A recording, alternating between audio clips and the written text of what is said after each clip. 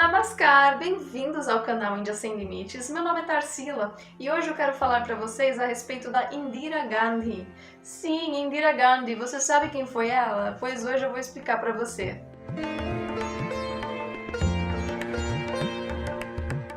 Bom, primeiramente, se inscreve aqui no canal, dê o seu like nesse vídeo para apoiar no meu trabalho, pois nesse canal aqui eu falo tudo sobre a Índia, eu falo sobre a cultura da Índia, sobre a espiritualidade, religião, hinduísmo, etc. Tudo que tem a ver com a Índia. Então, assim, hoje eu estarei falando também a respeito da Indira Gandhi, que é conhecida como a Dama de Ferro da Índia. O aeroporto internacional de Nova Delhi, chamado Indira Gandhi International Airport, tem o nome dela, né, como vocês puderam ver. Então, vocês realmente estão percebendo que ela foi bem importante. E até hoje ela foi a única primeira-ministra mulher que a Índia teve. Ela foi uma figura bem controversa. Algumas pessoas amam, outras pessoas a odeiam, né? Há alguns anos atrás eu pensava que a Indira fazia parte da família do Mahatma Gandhi, mas na verdade não, ela não tem nada a ver com o Gandhi. Na verdade o pai dela,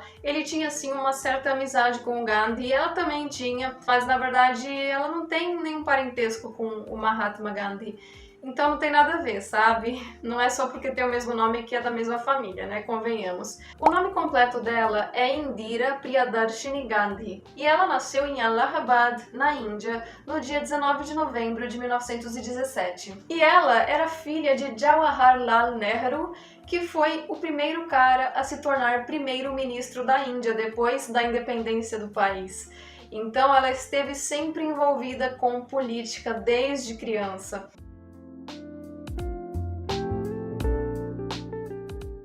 Bom, então vamos falar primeiro sobre a vida amorosa dela, porque como eu disse, né, desde criança, desde adolescente, ela sempre esteve envolvida com política, mas vamos falar sobre como ela conheceu o marido dela, primeiramente. O marido dela se chamava Feroz Gandhi. Vamos falar aqui de como que eles se conheceram, né? Ele conheceu a Indira quando ela estava protestando, né? Ela estava lá participando de um protesto com a mãe dela. A mãe dela se chamava Kamala Nehru. E elas estavam em um protesto em frente de uma instituição de ensino britânica chamada Ewan Christian College. E elas estavam ali, né, protestando, porque como eu disse, né, a família dela sempre esteve envolvida em protestos a favor da independência. Então, foi aí que a Indira conheceu o Feroz. E ele ficou muito inspirado por ela, ele ficou super encantado, assim, e ele ficou tão inspirado que ele largou os seus estudos para se dedicar 100% ao movimento a favor da independência da Índia. E foi aí que ele mudou a escrita do nome dele, porque, como eu disse, o nome dele era Gandhi, mas aí ele mudou para Gandhi, porque ele queria justamente que o nome dele fosse o mesmo sobrenome do Mahatma Gandhi, né? Porque o Mahatma Gandhi, para quem não sabe, é um cara que estava, né, lutando a favor da independência junto com todas essas pessoas que eu falei aí que faziam protestos, né? Então o Feroz começou a trabalhar para o pai de Indira. E em 1933, ele começou a se apaixonar muito mais por ela e ele a pediu em casamento, mas ela era muito novinha, ela tinha cerca de 16 anos de idade. Então a mãe dela rejeitou esse pedido dele, assim, porque ela falou assim, não, a minha filha é muito nova. E também por questões religiosas, porque o Feroz, ele era um Parsi. E o que é um Parsi? O Parsi é aquela pessoa que tem uma descendência persa, ou também, eu posso dizer, uma descendência iraniana. E eles são aquelas pessoas, né, aquele grupo de pessoas do Irã que praticam o zoroastrismo. Inclusive o Freddie Mercury, o vocalista do Queen, ele era zoroastra, ou Parsi, né? Enfim, como eu disse, os Parsis, eles praticam o zoroastrismo. E por conta disso, né, como eu estava dizendo, voltando à história de Indira e Feroz, de qualquer forma, eles continuaram apaixonados, continuaram sempre ali juntos, convivendo juntos, né? Como eu disse, ele trabalhava para o pai dela. E depois, em 1942, eles se casaram finalmente, mas ainda assim teve algumas objeções do pai dela, porque A essa altura do campeonato, a mãe dela tinha falecido, né? Ela faleceu em 1936 e só tinha sobrado o pai dela. Então, basicamente, né, ele não queria que ela se casasse com ele, mas eles insistiram nesse casamento. Tanto é que o pai dela, ele foi pedir uma ajudinha para o Mahatma Gandhi para que ele aconselhasse a Indira a não se casar com o Feroz por causa justamente da religião dele. Mas eles se casaram mesmo assim, né? Eles foram contra o pai dela e eles se casaram, mas para agradar um pouquinho mais, eles fizeram uma cerimônia hindu, né, do hinduísmo, para poder agradar um pouquinho o pai dela, né, pelo menos. E eles tiveram 2 filhos, um chamado Rajiv e o outro chamado Sanjay.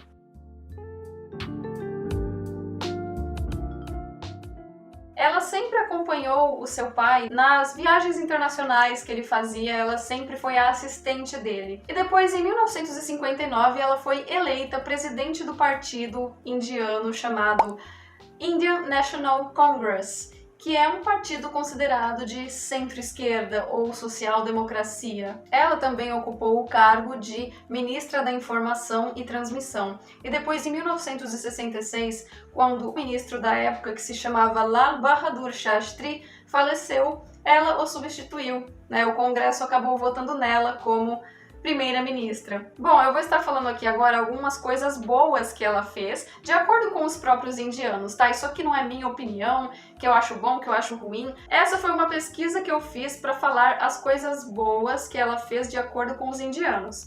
Então, a primeira delas foi a Bangladesh Liberation War, que se você quiser saber um pouco mais sobre essa guerra, que aconteceu em 1971, que foi basicamente a guerra, né, de independência de Bangladesh. A Índia foi responsável, né, pela independência do Bangladesh, porque a Índia lutou contra o Paquistão. Então, se você quiser saber um pouco mais sobre essa questão dos conflitos entre Índia e Paquistão, eu vou deixar aqui nos cards. Eu não sei se é aqui que vai estar aparecendo ou se é aqui.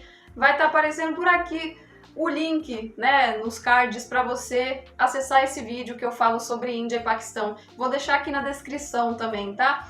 Então é isso, pessoal. Essa é a primeira coisa boa que ela fez na visão dos indianos, porque deu a independência para Bangladesh e isso fez com que a Índia tivesse mais poder, porque eles venceram uma guerra, né? Eles venceram aquela guerra e por causa da Índia, Bangladesh é um país livre hoje. Outra coisa boa que ela fez foi a Green Revolution, que traduzindo significa Revolução Verde, que foi basicamente quando a agricultura na Índia adotou métodos modernos, como por exemplo, tratores, instalações de irrigação, pesticidas, fertilizantes e etc, né? Enfim, tudo isso alavancou a agricultura da Índia. Outra coisa boa que a Indira fez, de acordo com os indianos, foi transformar a Índia em uma potência nuclear, tendo seu primeiro teste na cidade de Pokhran. Outra coisa boa que ela fez também foi acabar com as bolsas privadas, que era basicamente um dinheiro, né, um valor que era enviado para as famílias reais de vários estados da Índia, porque sim, gente,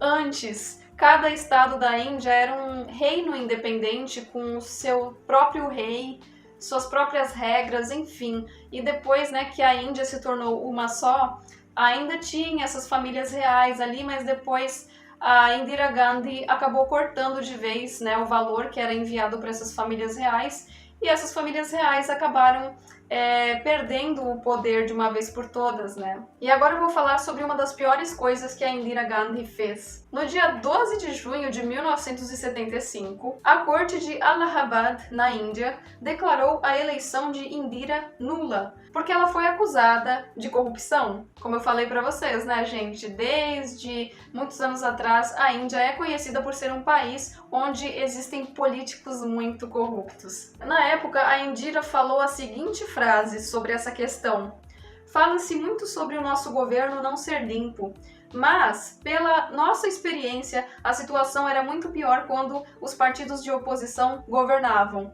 Então, quer dizer, né, aquela história, rouba, mas faz, sabe? Então ela quis dizer que antes era bem pior, sabe? Que agora eles estavam roubando, mas era um pouco menos do que antes. Então ela basicamente se recusou a renunciar e ordenou a prisão de todas aquelas pessoas que faziam oposição a ela, todas aquelas pessoas que estavam organizando protestos contra ela. E então foi declarado estado de emergência por ela. E nessa época foi dado poder à polícia para deter cidadãos e impor toques de recolher forçado. E houve também a censura daquelas pessoas que pensavam de forma diferente. E ela removeu todas as pessoas do Congresso que eram opositores dela, e ela só foi colocar pessoas ali que tinham, né, um apreço por ela, que estavam ali aliados com os princípios dela. E nessa época, uma das coisas mais bizarras que aconteceu foi também um projeto de esterilização das pessoas, para que as pessoas parassem de ter filhos. Ela queria simplesmente a redução populacional da Índia, né? Então, o filho dela, Sanjay, ficou responsável por essa parte de esterilizar as pessoas. Então, muitos cidadãos começaram a ser esterilizados de forma forçada, gente. Então, o que acontecia, né? Eles eram presos, era feita uma vasectomia neles. Isso aconteceu com os homens, tá? Então, os homens sofreram realmente essa violação dos seus direitos e muitos tiveram que fazer uma vasectomia forçada. E em troca, né, dessa vasectomia, muitas vezes para negociar com as pessoas que não queriam, né, fazer isso, o governo dava comida e dinheiro. E naquela época, cerca de 7,8 milhões de homens foram esterilizados. E em 1977, ela decidiu acabar com o estado de emergência. Mas ela pensava, né, que ela iria ganhar as eleições de novo e que estava tudo certo, mas não. Ela perdeu muitos apoiadores, ela perdeu muitos eleitores e ela acabou perdendo, né, nas eleições de 1977. Mas, espantosamente, em 1980, ela ganhou de novo. 3 anos depois. E ela governou por mais 4 anos até a sua morte. Bom, e o que acarretou a morte dela foi uma operação chamada Operation Blue Star, que aconteceu do dia 1º ao dia 10 de junho de 1984, onde ela enviou tropas indianas para poder capturar um cara que estava cometendo alguns atos de terrorismo, chamado Jarnail Singh Bhindranwale. E esse cara, ele foi se esconder no Golden Temple, que se localiza em Amritsar, no estado de Punjab, lá na Índia. E é um templo, né, gente? É um templo religioso super respeitado aí pelo pessoal que segue o sikhismo, né, que é uma outra religião que veio da Índia. E ela mandou as tropas atacarem todo mundo que estava ali dentro do templo. Então, quer dizer, ela queria capturar esse cara que era um terrorista, mas acabou ferindo e sendo fatal para outras pessoas também, que não tinham nada a ver com aquela situação. Então foi assim, um derramamento de sangue muito grande. E isso acarretou um certo ranço de alguns Sikhs, algumas pessoas aí, né, que faziam parte do sikhismo, dessa religião que eu falei para vocês. E no dia 31 de outubro de 1984, 2 seguranças que ela tinha, que eram Sikhs, eles atiraram nela e foi fatal. Foi uma história bem longa essa história dela, né? Tem vários detalhes aí, tem coisa que eu nem falei, porque é muita coisa mesmo. E é isso, gente. Eu espero que vocês tenham gostado desse vídeo, eu espero que tenha ficado bem claro, né, a explicação, que vocês possam ter entendido quem foi Indira Gandhi. Comentem aqui o que vocês acharam, né? Deixem seus comentários. Se inscreva nas minhas redes sociais, me segue no Instagram, que se chama Índia Sem Limites. Se inscreve aqui no canal, dê o seu like. E eu vou ficando por aqui, gente. Namaskar.